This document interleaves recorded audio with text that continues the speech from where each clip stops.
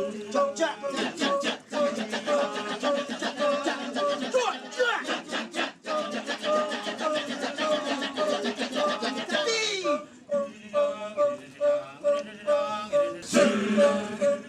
warahmatullahi wabarakatuh.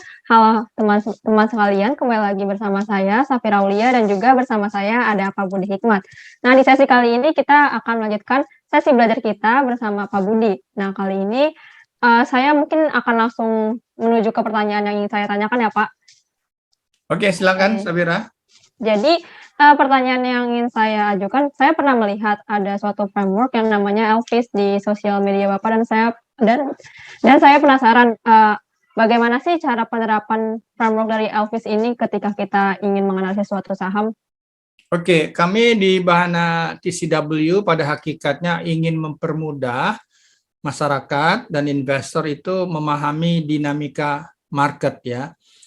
Elvis itu bukan penyanyi lawas, itu singkatan dari 5 faktor. Pertama, earning, laba ya. Dan ini harus jadi faktor utama. Earning, laba ini karena dari sinilah sumber kita mendapatkan value yang ke depan ya, dia apakah bayar dividen. Kemudian liquidity. Nah, liquidity ini menunjukkan bahwa investasi itu bukan cuma bisa masuk tapi bisa keluar enggak. Gitu. Jadi keluar itu maksudnya apakah kita itu ambil untung ya, apakah itu cut loss. Jangan sampai nanti kita istilahnya seperti Hotel California, you can get in but you cannot get out gitu. Susah. Maksudnya liquidity itu adalah kemudahan kita bisa mengambil keuntungan ya tentunya ini bagus harganya gitu, atau ketika kita keluar itu harganya nggak turun banyak. Jadi liquidity itu sangat penting. Nah, kemudian V itu valuation, valuasi kan berapa mahal nih ya. Jadi kita harus lihat karena market itu kan selalu mekanisme pricing ya.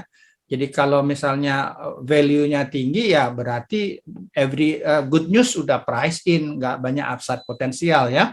Gitu. Kemudian I itu interest rate. Interest rate ini meringkas bagaimana stages dari makro sekarang.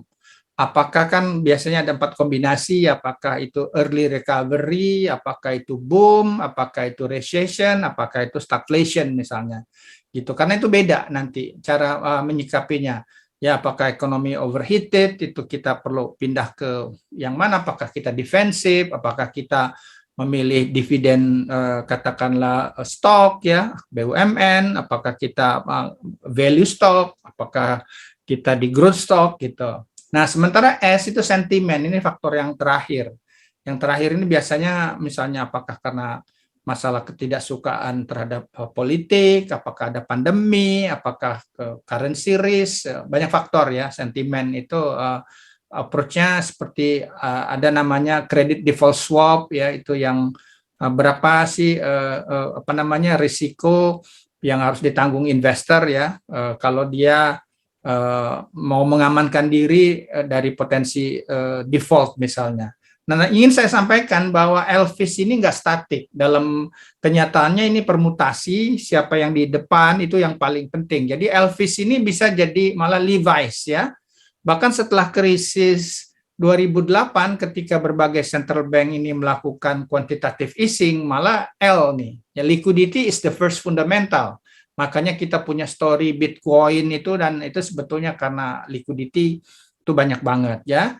Jadi bisa jadi Elvis yang boleh dibilang ke dalam keadaan normal, bisa jadi Levi's, bisa jadi Selfie, bisa jadi Slive, bisa jadi Evils. Namun pada hakikatnya kalau faktor I-nya ada di belakang seperti Slive misalnya ya, saya sarankan untuk tahun dan expectation cuan saham itu tidak setinggi yang dibayangkan gitu ya. Jadi apa nih faktornya dan apa yang perlu kita lihat, apakah nanti ada turnaround ketika I-nya akan berpindah ke paling depan. Nah, itu tugas kita sebagai analis termasuk ekonom seperti saya. Demikian Safira.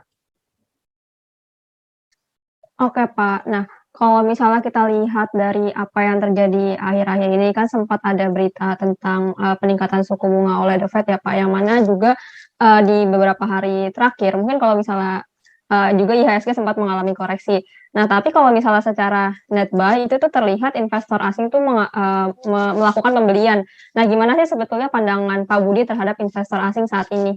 Oke, jadi ini penting sekali pertanyaan Safira tadi, kita harus buka.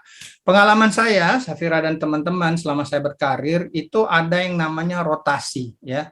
Rotasi itu bisa antar aset, ya, antar aset itu seperti dari saham ke obligasi, ya, ke komoditi, ke mata uang, ya, itu antar aset. Bisa juga nanti antar region. Nah, antar region itu utamanya negara berkembang, negara maju, biasanya itu pilihan. Nanti detail lagi ada apakah Asianya ada di mana dan lain-lain, ya. Itu boleh dibilang ini ya yang satu yang kita perhatikan. Yuk, mari kita coba lihat ya. Jadi mudah-mudahan teman-teman bisa mendapatkan. Ini saya coba sharing dulu ya. Teman-teman bisa dilihat bahwa saya pernah menulis ya di Facebook saya atau di sosial media ya, bagaimana perbandingan antara tahun 2000, 2001 dan sekarang kita masuk 2002 ya. Mudah-mudahan ini bisa dilihat, Safira. Sorry, ini ada asset class and regional rotation, saya besarkan dulu aja ya. Nah, mudah-mudahan udah dapat kelihatan, Safira? Ya. Udah, Pak. Jadi kalau dilihat seperti ini, di sebelah kiri itu currency yang menguat ya, Brazil, Euro ya, kemudian di bawah itu ada IDR rupiah, tapi ada juga yang namanya dollar index DXY ya. Itu yang paling ujung kanan komoditi, ini yang paling kinclong itu coal. Inilah gara-gara pemerintah sempat melarang kan ya, jadi harga coal naik, tapi harga minyak juga ikut naik. Yang di bawah itu harga rice ya, gitu ya. Ini adalah year to date ya, jadi year to date, jadi sepanjang tahun berjalan nih 13 hari terakhir ya, gitu. Kalau rice-nya masih rendah nih, kita nggak terlalu khawatir dengan inflasi makanan ya, Safira, gitu. Kemudian di equity-nya yang paling bagus itu boleh dibilang ini sahamnya India ini, Sensex yang namanya ya. Kemudian MXAPJ itu adalah indeks saham negara berkembang di luar Jepang ya. Ada SET itu Thailand, kemudian IHSG itu ada ya, gitu. Dan di bawah ini ada SPX itu S&P 500. Nah, inilah yang biasanya yang disebabkan gara-gara bahwa the Fed akan mengurangi stimulus ya, di tech stock terjadi koreksi dan lain-lain ya. Kemudian yang di bawah 10 bond itu adalah ya bond yield ya. Bond yield nanti bisa dicek ini sebetulnya setahun terakhir ya. Jadi bisa dilihat bond yield Indonesia 6,39, bond yield-nya di Amerika itu 1,74. Ini yang cukup gede nih, angkanya tadi mungkin sekitar 1,5. Jadi ini adalah merespon the Fed gitu ya. Nah, tentunya ini banyak faktor seperti saya sampaikan, the Fed itu satu hal ya. Tapi nanti ditentukan juga pada dasarnya oleh earning ya. Jadi kalau earningnya bagus, misalnya Netflix dia juga bisa bikin banyak apa ya, movie. Yang terakhir itu kan apa ya, mungkin Safira udah nonton belum tuh yang Don't Look Up ya. Kemudian apa yang kalau dulu kan Casa de Papel gitu, yang apa Money Heist gitu ya. Kemudian juga ada Manifest misalnya, wah dia bikinkan orang banyak movie lah ya, gitu. Jadi supaya menarik ya, gitu. Jadi story yang di belakangnya ini. Jadi yang tadi pertanyaan apakah asing itu akan keluar? Selain itu juga, Safira sama teman-teman, saya mau juga tunjukkan ya money flow dari asing ya. Kalau di Bloomberg itu ada di WFII ya, WFII ini ya. Jadi ini adalah bagaimana arus dana ya dari katakanlah asing ke luar negeri, ke berbagai negara ya. Itu ada saham tuh, ada namanya bisa dibilang year to date nih ya, teman to date. Nah, di Indonesia kelihatan nih ada inflow nih ya. Inflow ada daily-nya tuh, nah angka 12 Januari ya, gitu. Dan terus ini biasanya kita cermati ya, rotasinya itu kemana. Ini equity, Safira bisa lihat ya, equity ya. Kemudian kalau obligasi ada di bawah. Nah, obligasi coba kita lihat dulu. Nah, ini obligasi nih ya. Nah, obligasi di Indonesia masih outflow nih ya. Nah, ini menariknya obligasi di Indonesia masih outflow ini saya mau sampaikan dulu misalnya ya Safira, saya akan cari dulu ini ya. Gitu yang menariknya ini nanti kita bisa manfaatkan ya Safira dan teman-teman ya, bagaimana misalnya kita coba lihat ini kok tadi asing di SBN keluar nih ya gitu. Jadi coba saya akan coba lihatkan dulu, ini ada chart yang biasanya saya bikin ya, preset. Jadi mudah-mudahan Safira bisa ngelihat nih. Bloomberg itu satu hal Safira ya, tapi bagaimana kita bisa memanfaatkannya ya. Jadi nih, yuk saya akan coba lanjutkan nih. Ya Safira nih. Nah, ini nih. Ini adalah posisi kepemilikan asing di SBN ya. Jadi dia tuh low, tertingginya tuh Safira bisa lihat itu 1092 ya, itu tanggal 24 Januari 2020 ya. Nah, sekarang ini angka terendah. Asing lagi keluar nih ya. Jadi sebetulnya mari kita tanyakan selanjutnya Safira, kalau kondisi seperti ini apakah nanti asing akan terus keluar? Apakah asing akan kembali masuk ya? Jadi ya ini menarik nih nanti. Tadi Safira udah lihat SBN kita imbal hasilnya 6,3 misalnya ya. Apakah 6,3 itu menarik gitu? Ya, kita gunakan acuan untuk cuan gitu ya. Nah, ini yang menariknya kalau saya lihat ini SBN itu sudah less crowded market. Ya, Safira kan nanya nih, bagaimana cara menyikapi liquidity? Saran saya, selama itu ada value-nya, kita bisa masuk ya. Bisa masuk, misalnya tadi 6,3 tadi ya, silakan potong pajak dan lain-lain ya. Anyway, cara baca 6,3 itu maksudnya karena itu imbal hasil 10 tahun. Selama 10 tahun, setiap tahun investor itu dapat imbal hasil 6,3% ya. Memang harus dikurangi pajak gitu. Nah, ini kan pertama apakah menguntungkan ya, ini kan credit risk-nya zero ya. Kemudian imbal hasil bersih pajaknya lebih gede dari inflasi atau lebih gede dari deposito enggak ya. Jadi menarik nih. Jadi Safira ngeliat asing kenapa meninggalkan kita, apakah khawatir di sana gitu ya. Kita akan lihat lagi faktor lain, kapan asing akan kembali gitu. Kalau nanti asing kembali karena kita udah beli, kita malah bisa jual. Jadi berusaha outsmart investor itu karena yang mereka dalam tanda petik tinggalkan ini malah memberikan keuntungan. Nah, yang pengetahuan seperti ini Safira ingin saya sharing berdasarkan pengalaman saya melintasi krisis itu waktu tahun 2008 waktu ada Lehman Brothers collapse.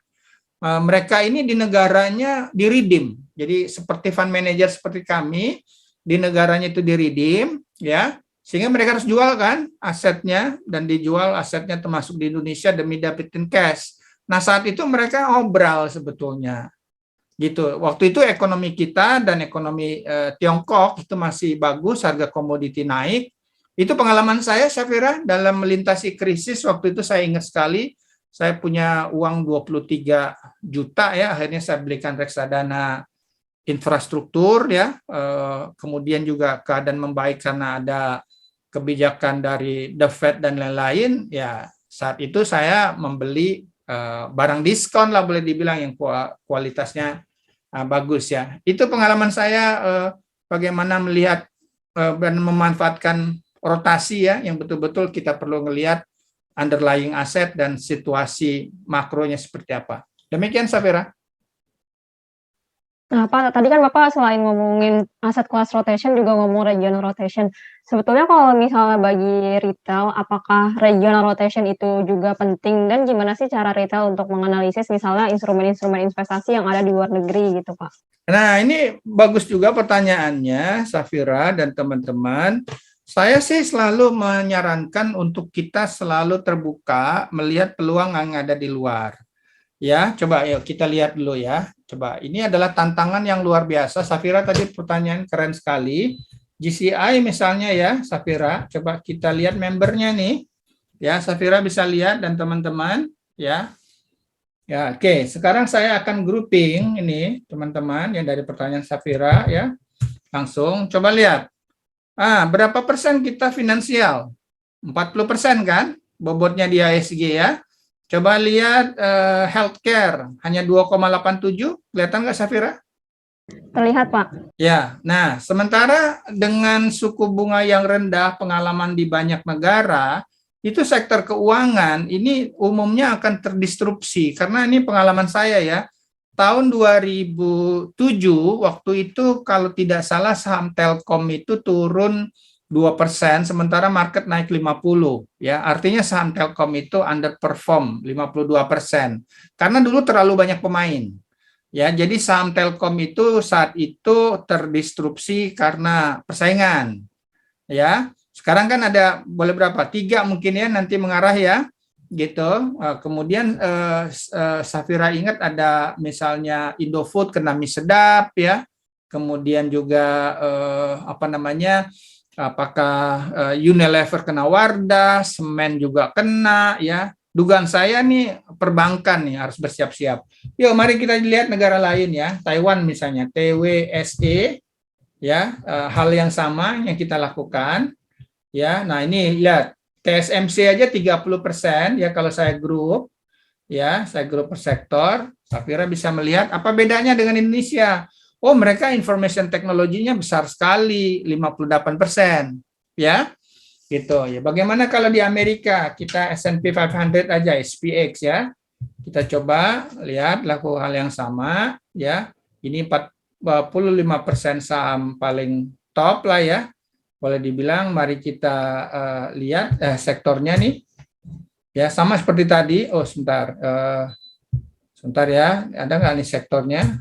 Setahu saya ada. Nah, itu lihat ya, information technology 28%, healthcare 12,97, sementara Indonesia tadi kan hanya berapa? 2,7% ya, gitu. Jadi dengan seperti ini, kalau kita memperluas cakupan ya, kita bisa invest itu di sektor-sektor yang lebih relevan, Syafira dan teman-teman ya, bisa kita invest itu ke luar negeri. Nah, bagaimana caranya? Tentunya kan ada platform misalnya Safira bisa coba ya. Namun juga ada yang karena kita nggak tahu stock pickingnya oleh fund manager.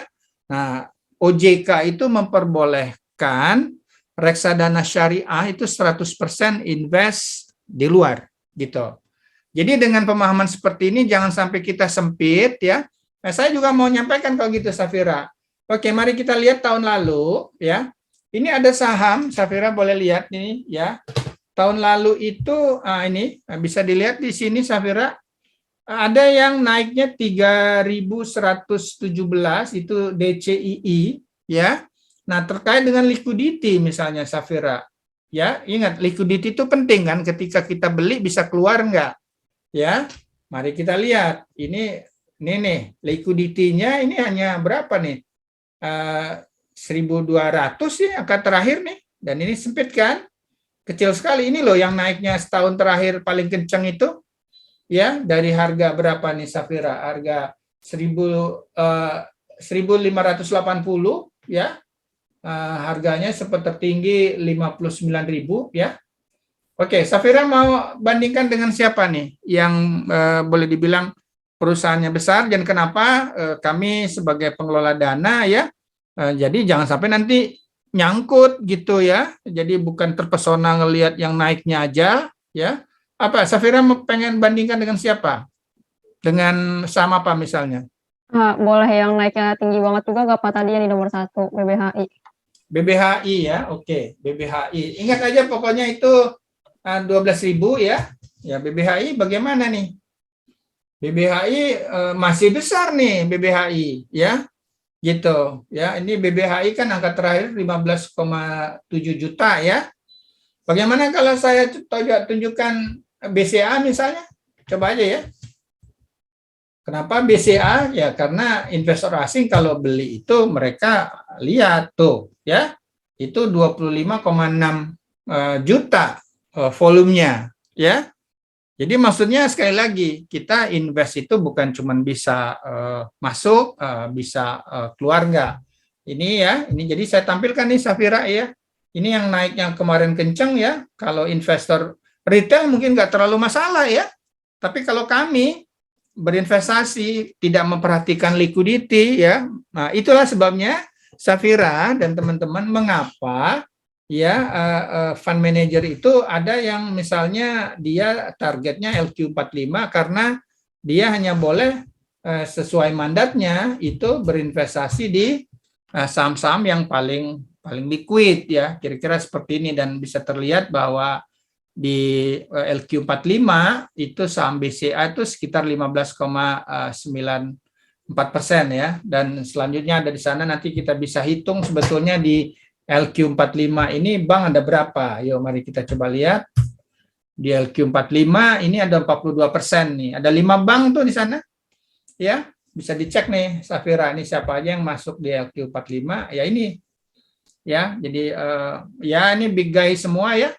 Gitu. Jadi demikian. Jadi investasi itu kita perlu tadi yang namanya Levi's tadi sekali lagi ya. Elvis betulnya ya. Dalam keadaan normal Elvis ya, karena faktor E earning itu harus jadi faktor utama ya. Tapi tadi nih ya sekali lagi setelah central bank di berbagai negara setelah krisis 2008 sebetulnya ya, demikian gampang penciptaan uang ya, malah jadi Levi's, liquidity is the first fundamental. Kapan liquidity mau datang? Nah, kita ini adalah bangsa yang butuh liquidity. Ingat pengalaman 2013 ada tapering off, kita kebetulan running deficit. Jadi kita punya neraca berjalan ya, ekspor dikurang import barang dan jasa, itu defisit ya, defisit harus dibiayai, kita membutuhkan dana asing. Tapi dana asing waktu itu lagi cemas ya kalau the Fed mengurangi stimulus sehingga mereka itu keluar.